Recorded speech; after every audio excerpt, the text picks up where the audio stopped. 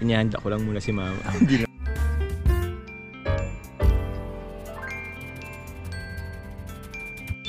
Ayan, mga kalingap, mga kapatid. So yun, magandang umaga po. Kasama natin si Papa Jones. Hey, hello po. Ay, grabe. Po. Papa Jones, salamat po at nakasama ka namin ngayon. Ayun naman po. At medyo free ata ang araw mo ngayon, kaya nakasama ka sa Keyboys. Actually, kuya, ang tawag niyan, nakaschedule kasi ako ngayon kay Kuya Val. Oo nga pala. Kay Kuya Val ako. Martes pala tayo dapat doon kasama si Kuya Papadan. Papadan. Oo, ngayon, kagabi kasi, ang alam ko mag-jump car. Chat kami nila Ram. Tapos, late ko lang nalaman na hindi pala siya, hindi pala available si Carla. Sabi ko, sama na ako sa inyo collab. Ay bro, tama pila ka lang. Kaya nakasama ko ngayon. Yan. Tagal na rin kasi ako. Bro, dito tayo bro. Yan. Guys, hiramin ko muna si Papa Jones. Yan. Papa Jones, ganito. Ano po kuya? Ano Papa Jones ang masasabi mo sa buhay mo ngayon, Papa James, na isa ka ng tagumpay din na content creator at siyempre tagumpay kayo sa love team ni Carla. Ay, tagumpay. Ay, content creator and love team. Okay. Una sa content creator Content mo. creator. Anong masasabi mo sa mga sumusuporta sa iyo? Yun, ako kuya, mula nun hanggang ngayon, thankful ako sa kanila. Lalo na yung mga hindi umiiwan. Oo, no? Oo. Kahit may mga pagsubok. Kahit may pagsubok, kahit maraming fake news na pero okay lang din naman. Yung ibig sabihin dun talaga nila. Doon ko na love talaga nila ako. Tipo, kahit hindi okay yung sitwasyon, andun pa rin sila. Kaya yun, maraming salamat po sa patuloy na sumusuporta, sa mga sponsors, sa madaming group na maingay, nag-iingay. Oo. Yeah, pero in a good way. Yes. Oo, yeah. And syempre pag-support, and yung pagiging ko naman kuya, content creator, as bilang charity vlogger, na ko rin naman kasi siya, lalo na nung nagkaroon ng jump car. So, thankful ako kila Kalinga Prab and kay Carla lalo na dun parang dun na ako nakilala mo kahit pa paano sa ng job. Sa po kay Carla. Yun. So, Papa James, ganito, may mga ilang katanungan kasi na lalo na sa live ni Kalinga Prab kagabi na siyempre, parang inaantay na lang din ni Kalinga Prab na ipakilala mo pala si Carla kay mama. Ipapakilala natin yan, Kuya Bobby. Pero medyo nasa sense ko na medyo malapit na din. Ay, So, tawag niyan. Inihanda ko lang muna si mama. Bro, ganito. Bro, ano ba ang reaksyon ni mama mo, bro? Kasi siyempre alam ko naman, bro, na si mama mo, bro, nababasa niya rin yung mga comment ng mga supporters ninyo. Ano, bro, ang opinion ni mama mo, bro? Actually, bro, Kuya Bobby, nag-live na si Kalinga Prab kagabi. Nakita ni mama. Kasi nanood din pala si mama. Oo, Kuya Bobby. Si mama kasi, hindi pa niya alam na barkada ko si Rab. Nanood na siya ng Kalingap. Anood pa talaga. Matagal na pala. Supporter siya ng Kalingap. Viewers na siya ng Kalingap. So, yun po.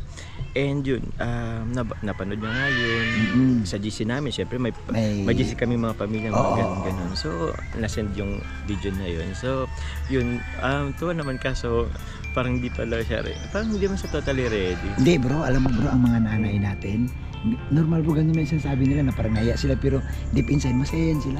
Deep inside po, masaya yan, pero nahiya din nga si mama. Mahiyan kasi si mama po, kuya. Naku grabe. Sobrang mahiya. Hindi, siguro bro, parang nailang lang siguro si mama mo bro, kasi dadalawin siya ng isang napakaputi, ng isang magandang Carla. Oo naman, diba? Oo naman po.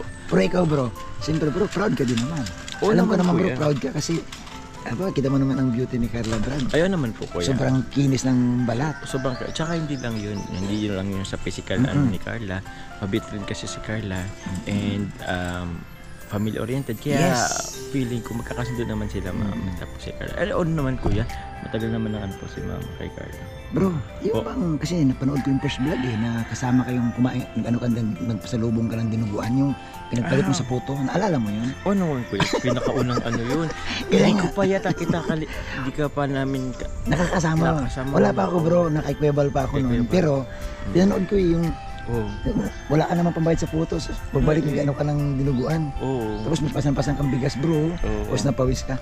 Bro, naisip mo ba na umabot sa ganito yung inyong samahan ni Carla bro na naging matagumpay talaga? Never. As literal na tagumpay.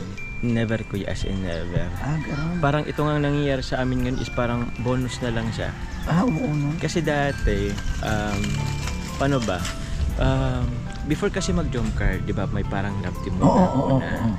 And yung ano na yun, sobrang taas. Yes. 111,000 live viewers. Oo. So, although hindi namin yun na-reach and wala, nanghinayang lang din ako kasi ang saya nung, ang parang that time, ang saya din. Tapos so parang napakabago pa. Yes. Makabago sana tapos magkaroon na ulit ng love team. Pero yun, di ko siya in-expect, nangyari na lang talaga. So Yes. nakakatuwa yung pagmamahal ng Grabe bro, ako bro, masasabi ko bro sa pagmamahal ng viewer sa inyo bro, sobra legit na legit bro. At yung pagmamahal nila bro, tinuturing talaga nila kayong parang ka-anak, yun nga po kamag-anak, kadugo na talaga bro eh. Oo nga po kuya, kasi may mga time na napapansin lang nila, ubo ko, sipon, or grabe na mag-alala, magpadala daw sila, pang-check up, Ganun nga bro. x-ray, mga ganun. So bro, ito bro, total tapos na ang birthday ni Carla. So nagtapos na bro. Ano bro ang message mo bro sa mga magulang ni Carla bro? Kasi one time bro nag-house visit kami. Alam mo bro, tuntua si Tatay Alan sa'yo at si Nanay Cynthia. Tuntua si Nanay Cynthia. Anong message mo sa kanila bro? Ano kuya, tawag niya? Sa magulang ni Carla. Unang-una, siyempre nagpapasalamat ako sa kanya ng Cynthia, kay Tito Alan. Yes. Kasi, kay Tatay Alan, kasi tawag niya, kahit pa paano is ipinagkakatiwala niya sa atin po si Carla. Uy, grabe yun ang masaya doon. Grabe. So, okay, may nakangiti oh. siyempre. So, yun po kapasalamat at the same time, congratulations din kasi bukod sa binibless sila ngayon, Yes. meron din siyang anak na katulad ni Carla na Bro, masinop mag-aral. masipag, Masipag. masinop, Yes. mapagbigay, mapagmahal. Ay grabe bro. Well, alam mo bro, sa totoo lang. Ito bro, sabihin ko sa'yo bro, bago ka nakitandim kay Carla bro, nagiging beneficiary ko sa Tatay Alan. Binigyan ko sa Tatay Alan ng unang bangka na disagwan mo. Kasi yun ang hingi niya. Ay siya? Sabi niya, kuya, sana mabigyan mo kami ng bangka na disagwan. Noon pa yun? Noon pa bro, wala pa. Si Carla bro the time, nasa dait nagtatrabaho. So pumunta ako dun sa kanila, ang nakausap ko si Alan. Bro, saksi ako bro sa kabaitan ni Tatay Alan. Yung si Tatay Alan, si Nanay Cynthia. Kaya, ang masabi ko bro, congrats sa'yo. Naisip mo ba ko yan na in time na mabablog din ni Kalinga Prab sila Tatay Alan tapos pamilya niya po? Bro, hindi ko na naisip bro eh. Hindi ko bro, ni sa hinagap, ni sa panayip, pumasok yan eh. Hindi ko nga naisip bro na magkaroon ng jumkar eh. Hindi ko talaga bro naisip. Kasi una bro, ang dahilan bakit? Bakit? Malayo na masyado yung lugar na ni Carla. Ay, kay Kalinga Prab ay walang pero kay Kalinga Prab. Kasi nung araw bro, ang mga lagdan ni Kalinga Prab hindi pa umabot dun eh. So parang sabi ko baka mahirapan si Kalinga Prab kasi yung daan. Una bro, yung daan nagpapahirap din yan. Pero siyempre, alam mo naman ang puso ni Kalinga Prab bro. Ang puso ng Kalinga, pagkat malayo hanggat may nangangailangan, pinupuntahan. So bro, ako talagang masaya din ako bro. Kasi alam mo kung bakit. Saksi kasi ako bro. Paano ang tirahan nila ni Carla bro.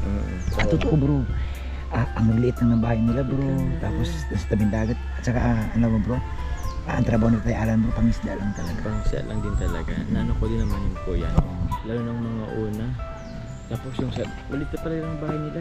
Oo. Kasi tawag niyan, yun na nga, doon kami unang pumasok eh.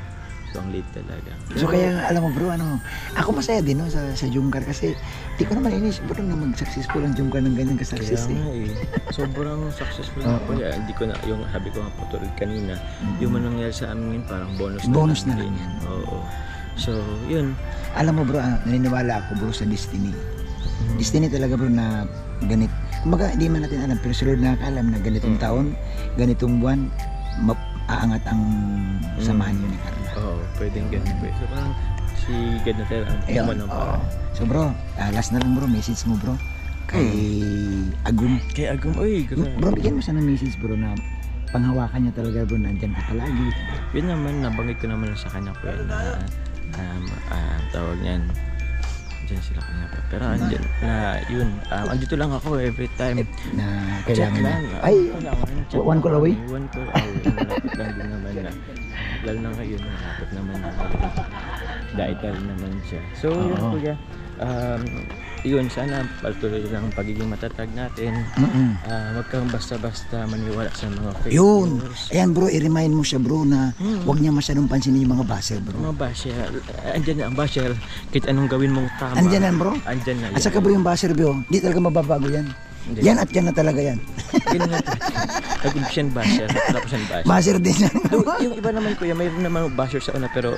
Oh bro, hindi mo po di bro lahatin bro na mabago mo lahat eh. O yun ang nga eh. Kahit anong paliwanag mo bro eh. Yun yan talaga, dyan sila masaya eh. Yan sila masaya eh. Yun na yan. Kaya yun, pakatatag lang tayo. And pray lang lagi. Yan. Bro, salamat bro ha. Teka mo bro, sa totoo lang bro, honest bro. Isa ka sa mga leading man bro na nahangaan ko. Alam mo kung bakit? Bakit po? Hindi ka nagbabago bro eh. No, every time na, hindi ganito ha, ito bro, real talk. Every time bro na kausapin ka, nandyan ka. Every time na hingi kami ng kunting oras, nandyan ka palagi. Kumaga bro, hindi mo pinagdamot bro yung oras mo. Kagaya nito, nandyan ka palagi. Ako naman kuya, paano ba? Ako kasi yung mindset ko si kuya, natulungan ako. Oo. Tutulong din ako sa iba. So parang sinishare mo din. Sinishare ko din po, kaya hindi man siguro financial na Oo, paraan. yung oras lang, yung time oras na magbigay ka ng pa-interview ka sa content creator, no? Oo kuya, yun lang din. Salamat bro ha. So, Sana bro, talagang, guys, yan o, Papa Jones. opo kuya, kain na tayo. Ayan, tara. Ano yung pinanghawakan? Ano yung pinanghawakan? Ay, wala na. Wala na. Pinanghawakan na. Wala na nga. Yung pinanghawakan na promise ni Kuya. Hindi, Papa sinabi sa ako lang nakakala. Ano yung sabi? Ako lang na. Ibulong na. Gados. Ayan na. Ayan, guys, salamat po guys ha. Thank you po. Yan, na-interview ko si Papa Jones. Alam mo guys, no? Wala rin pagbabago si Papa Jones, no? Kung paano ko siya nakilala noon. Naalala nyo nung tinulungan niya ako mag 200,000 subscribers. Hanggang ngayon, ganun pa rin siya. Walang pagbabago. Mabait. Yan. Si Papa Jones, hindi siya nagbabago, no? Kausapin mo anytime, nandyan lang. So, salamat po, no? Sana magtuloy-tuloy yung tagumpay ni Papa Jones. At siyempre, makakatulong din siya sa iba kasi nag-i-scout din siya, nagpapabahay. So guys, tulungan din po natin si Papa Jones. Thank you Papa Jones, mabuhay ka. At yan po ang ating maiksing interview kay Papa Jones. Salamat po mga kalingap. Yan po. So thank you so much. Support natin si Kalinga Prab, Kuya Bal at si Ate Edna. Salamat po, support natin ang lahat ng mga love teams, reactors po. Maraming salamat sa inyong lahat. God bless po mga kalingap.